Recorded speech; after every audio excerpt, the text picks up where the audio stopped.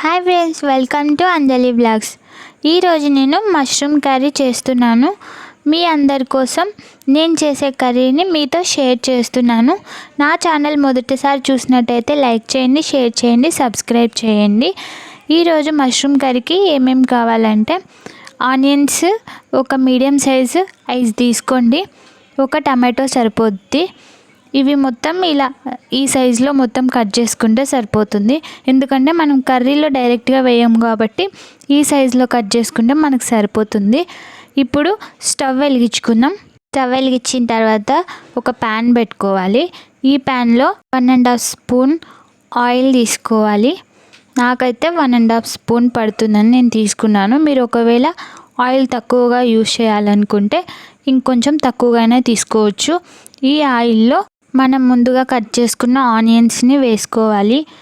వీటిని మీడియం ఫ్లేమ్లో ఫ్రై చేసుకుంటే సరిపోతుంది. ఎక్కువగా ఫ్రై చేసుకోవాల్సిన అవసరం లేదు. చూడండి, నేను ఇక్కడ ఎలా అయితే ఫ్రై చేస్తున్నానో అంత ఫ్రై చేసుకుంటే సరిపోతుంది. మీరు ఎక్కువగా ఫ్రై చేశారు అంటే మనకి కర్రీలో యూజ్ చేసుకోవడానికి గ్రేవీ తక్కువగా అవుతుంది, ఇంకా టేస్ట్ కూడా చేంజ్ అవుతుంది. నేను చూపించినంతగా మీరు ఫ్రై చేసుకుంటే సరిపోతుంది. ఇవి కొంచెం ఇలా ఫ్రై అయిన తర్వాత మనం ముందుగా కట్ చేసుకున్న టమాటోని దీంట్లో వేసి దీన్ని కూడా లైట్గా ఫ్రై అయ్యేంత వరకు వీటితో పాటు ఫ్రై చేసుకుంటే సరిపోతుంది. ఈ రెండు కలిపి మిక్సీ జార్లో వేసుకొని మనం గ్రైండ్ చేసుకోవాలి. మీరు వీడియో ఎక్కడ స్కిప్ చేయకుండా చూడండి, అప్పుడే మీకు మష్రూమ్ కర్రీ ఎలా చేయాలో క్లియర్గా తెలుస్తుంది. నేను గ్రైండ్ చేసుకున్న విధంగా మీరు కూడా ఇలానే గ్రైండ్ చేసుకోండి. నెక్స్ట్ మనం అల్లం, వెల్లిపాయ, కొత్తిమీర ఈ మూడింటిని గ్రైండ్ చేశాను చూడండి. ఇలా రెండింటిని గ్రైండ్ చేసుకొని పక్కన పెట్టుకోవాలి. మనం ఇప్పుడు మష్రూమ్ కర్రీలోకి ఒక టమాటో, ఒక ఆనియన్ మళ్ళీ సపరేట్గా తీసుకొని ఇవి చిన్న ముక్కలుగా కట్ చేసుకోవాలి. ఇవి డైరెక్ట్గా మనం కర్రీలో వేస్తాం కాబట్టి మష్రూమ్స్ని అయితే దాదాపు 3 to 4 టైమ్స్ ఖచ్చితంగా కడగండి.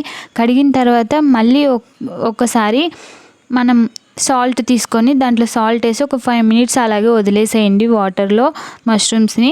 ఆ 5 minutes తర్వాత మళ్ళీ నీట్గా ఒక 2 times మష్రూమ్స్ని కడుక్కోండి. ఎందుకంటే మట్టి ఎక్కువగా ఉంటుంది అండ్ నీట్గా ఉండవు కాబట్టి. మష్రూమ్స్ మీడియం సైజులో ఉంటే 2 ముక్కలుగా కట్ చేసుకోండి. కొంచెం పెద్ద సైజులో ఉంటే 4 ముక్కలుగా కట్ చేసుకుంటే సరిపోతుంది. మనం మరీ కొంచెం చిన్నగా కట్ చేసామంటే అవి కర్రీలో అసలు ఉడికిన తర్వాత ఇంకా కొంచెం చిన్నగా అవుతాయి కాబట్టి మనకి తిన్న కూడా టేస్ట్ అనిపించవు సరిగ్గా. సో అందుకనేసి నేను ఇలా కట్ చేస్తున్నాను, మీరు కూడా అలాగే కట్ చేసుకోండి. తర్వాత మళ్ళీ ప్యాన్ తీసుకొని ఆయిల్ 1 tablespoon వేసుకోండి. దాంట్లో కొంచెము మనం తిరువాత గింజలు వేసుకోవాలి. దాంట్లో మనం కట్ చేసుకున్న ఆనియన్స్ వేసుకోండి. ఈ ఆనియన్స్ కొంచెం ఫ్రై అయిన తర్వాత మళ్ళీ టమాటో ముక్కలు మనం ఈ 2 కర్రీలోకి అని చెప్పి కట్ చేసుకున్నాం కదా, సో టమాటో ముక్కల్ని కూడా వేసిన తర్వాత ఈ 2 మంచిగా కొంచెం ఫ్రై అవ్వాలి.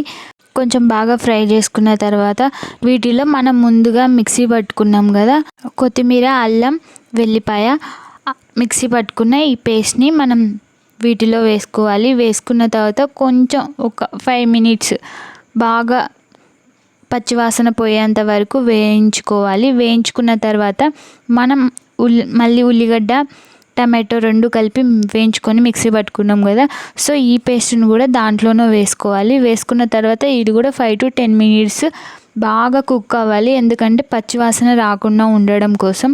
సో ఇది కుక్ అయిన తర్వాత దీంట్లో మష్రూమ్స్ వేసేసుకోవాలి. డైరెక్ట్గా మష్రూమ్స్ వేసుకున్న తర్వాత బాగా కలిపుకోవాలి. తిప్పుకున్న తర్వాత ఈ మసాలా మొత్తం మష్రూమ్స్కి పట్టేలా తిప్పుకోవాలన్నమాట. అప్పుడే మష్రూమ్స్కి మసాలా మొత్తం బాగా పట్టి మనకి టేస్ట్ బాగా ఉంటుంది. అందుకనేసి తిప్పుకోవాలి అని చెప్పాను. దీంట్లో నేను స్పైసీగా ఉండడం కోసం కారము ఎక్కువగానే వేసుకున్నాను. మామూలుగా అయితే ఒక 2 spoons, 2.5 spoons అయితే సరిపోతుంది. నేనైతే 3.5 spoons అయితే వేసుకున్నాను. దీంట్లో తగినంత ఉప్పు వేసుకోవాలి. ఉప్పు వేసుకున్న తర్వాత 1/2 tablespoon పసుపు వేసుకొని ఈ మూడింటిని బాగా మిక్స్ చేసుకోవాలి. ఇలా కలదిప్పుకోవడం వల్ల మనకి మష్రూమ్స్కి మనం వేసిన మసాలాలు, ఉప్పు బాగా తగిలి మనకి మంచిగా టేస్ట్గా ఉంటుందన్నమాట. సో ఇవి 3 కలిపుకున్న తర్వాత మనం ఒక 5 మినిట్స్ అలా మూత పెట్టేస్తే సరిపోతుంది. మూత పెట్టిన తర్వాత తీసిన తర్వాత ఇలా కుక్ అవుతాయి. ఇలా కుక్ అయిన తర్వాత మళ్ళీ మనం కొంచెం దీంట్లో వెండు కొబ్బరి పొడి 1/2 టేబుల్ స్పూన్ అయితే సరిపోతుంది. తర్వాత మనం ఒక 1/2 టేబుల్ స్పూన్ ధనియాల పౌడర్ వేసుకోవాలి. ఈ ధనియాల పౌడర్ వేసుకోవడం వల్ల మనకి మష్రూమ్ కర్రీలో చాలా టేస్ట్ ఫ్లేవర్ చాలా బాగుంటుంది. అందుకే నేను 1/2 టేబుల్ స్పూన్ వేసుకుంటున్నాను ఇక్కడ. వేసుకున్న తర్వాత మొత్తం మళ్ళీ మిక్స్ చేసుకుంటే సరిపోతుంది. ఇలా మిక్స్ చేసుకున్న తర్వాత మనం మళ్ళీ మూత క్లోజ్ చేసి ఒక 10 మినిట్స్ అలా కుక్ అయ్యేలా చూసుకోవాలి. ఇలా కుక్ చేసుకోవడం వల్ల మనకి టేస్ట్ బాగుంటుందన్నమాట. తొందరగా కుక్ అవుతాయి మూత పెట్టడం వల్ల. ఇలా మొత్తం మూత తీసిన తర్వాత మళ్ళీ కొంచెం మిక్స్ చేసుకోవాలి. ఇలా మిక్స్ చేసిన తర్వాత మనకి ఇలా ఉంది చూడండి, మంచిగా కుక్ అయ్యింది. మనం ఇలా కుక్ అయిన తర్వాత మళ్ళీ దీంట్లో కొంచెం మనం ఏం చేయాలంటే కొన్ని వాటర్ వేసుకోవాలి. నేనైతే ఒక 1 గ్లాస్ వాటర్ వేసుకున్నాను. మీకు ఏ గ్లాస్తో వేసుకున్నానో మీకు చూపిస్తాను. ఎందుకంటే మీకు మెజర్మెంట్ కరెక్ట్గా లేకపోతే సరిగ్గా కర్రీ మొత్తం పాడైపోతుంది కదా. సో అందుకనేసి చూడండి, నేను మూత పెట్టి ఇట్లా కుక్ చేసుకున్నాను.